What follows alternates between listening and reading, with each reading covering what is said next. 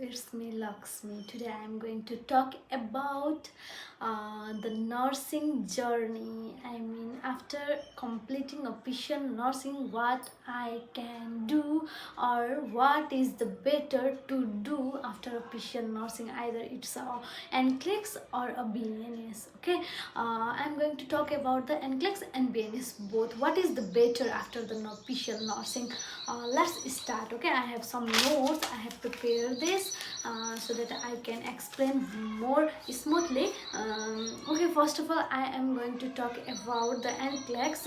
NCLEX is one of the exam which we need to clear and get a license for the United States, so that we can work in the United States, US, Canada, or Australia.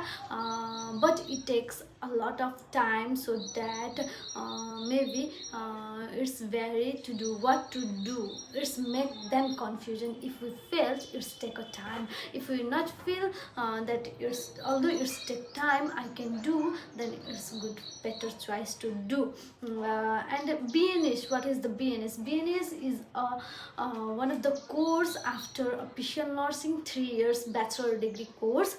You can work in Nepal, or either you can also do an NCLEX after completing this BNS.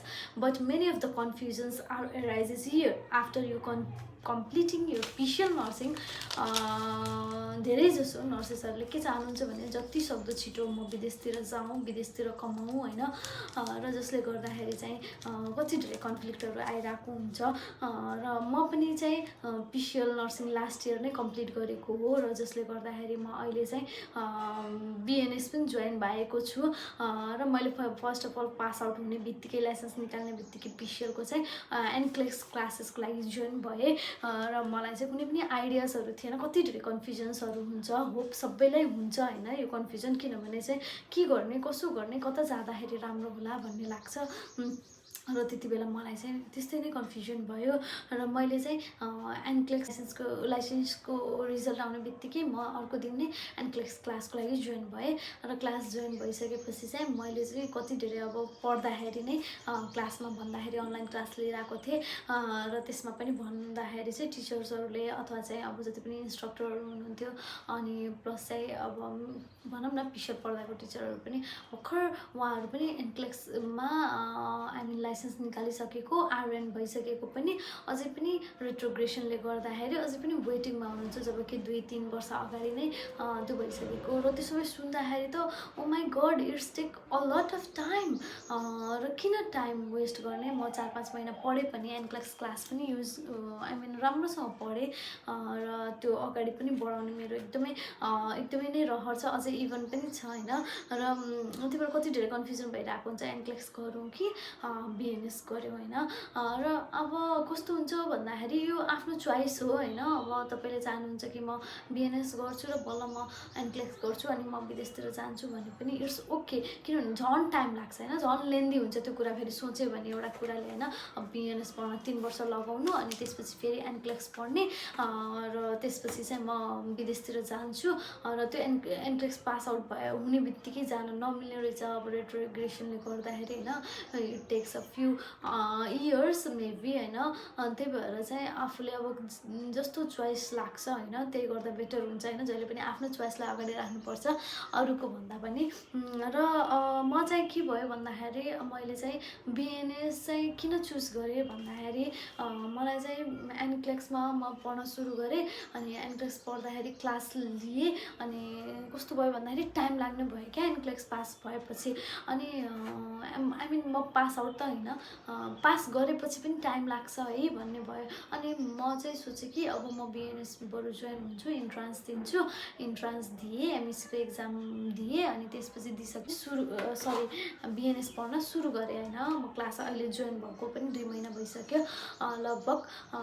र म बिएनएस continue नै राखिरहेको छु, पढिरहेको छु होइन। र एनक्लेक्सको म छोडेको छैन, एनक्लेक्स क्लास पनि लिइरहेको छु, र म पढि पनि रहेको छु। र त्यसको एक्जामको लागि अहिले मैले केही पनि क्राइटेरियाहरू सुरु गरेको छैन, जति पनि अब सिजिएफएनएसहरू गर्ने, बोर्ड एप्लाईको कुराहरू होइन। अब +2 गरेको छैन भने जिइडी गर्नुपर्ने त्यो कन्डिसनहरू छ होइन। तर मैले +2 गरेको छु, त्यही भएर मलाई जिइडी गर्नुपर्ने छैन। त्यही भएर चाहिँ एनक्लेक्स र भिएनएसमा हेर्नुपर्दा कुन चाहिँ बेटर हुन्छ भनेर सोच्यो भने दुइटै बेटर हुन्छ आफ्नो आफ्नो ठाउँमा होइन। अब आफूले टाइम छ, म जति पनि टाइम छ भन्ने जस्तो लाग्यो भने हजुरले भिएनएस गर्नुहोस्, भिएनएस गरेर त्यसपछि एनक्लेक्स गर्नुहोस्, या एनक्लेक्स पास आउट भएर भिएनएस गर्नुहोस्, त्यो पनि एउटा राम्रो अप्सन हो। र नै म अहिलेलाई म एनक्लेक्स मात्रै गर्छु, म भिएनएस गर्दैन भने पनि इट्स योर अन चोइस। किनभने एनक्लेक्स पास आउट भइसकेपछि हजुर 2-3 वर्ष 4 वर्ष 5 वर्ष लागे पनि विदेशतिर गइसकेपछि त्यो जहाँ जुन ठाउँमा हजुरले काम गर्नुहुन्छ त्यहाँ त्यो हस्पिटलले पनि हजुरलाई पढाउनको लागि स्कलरसिप्सहरू प्रोभाइड गरेर पढाउनमा हेल्प गर्छ। त्यो पनि छ है। तर हामीसँग के छ, सबर छैन हामीसँग। के भन्छ, टाइम छैन के, जे पनि कुराको लागि हामी हतार छौँ क्या। त्यही भएर त्यो कुराले पनि होला हामी कतिपय कुराहरूमा ल्याकिङ पनि भइरहेको हुन्छ। र यति भन्छु, दुइटै कुरा आफ्नो ठाउँमा राम्रो छ होइन। अब सिङ्गलमा एनक्लेक्स मात्रै गर्छु भनेर गए पनि भयो, अथवा म भिएनएस पढेर अनि त्यसपछि एनक्लेक्स गर्छु भने नि भयो, अथवा एनक्लेक्स पास आउट भएर म भिएनएस गर्छु भने नि भयो। इट्स योर अन चोइस होइन। र सबै भन्छ नि धेरै अपर्च्युनिटी भयो भने पनि गाह्रो हुँदो रहेछ। र यो अब अपर्च्युनिटी भन्ने के भन्ने होइन, तर राम्रै हो जे पनि हो। र त्यही हो, यति भन्न चाहन्छु। र होप हजुरहरूलाई यो भिडियो मन पर्नेछ। र तपाईँहरूलाई कुनै पनि क्वाइरिजहरू छ भने तपाईँहरूले मलाई कमेन्टमा सोध्न सक्नुहुन्छ।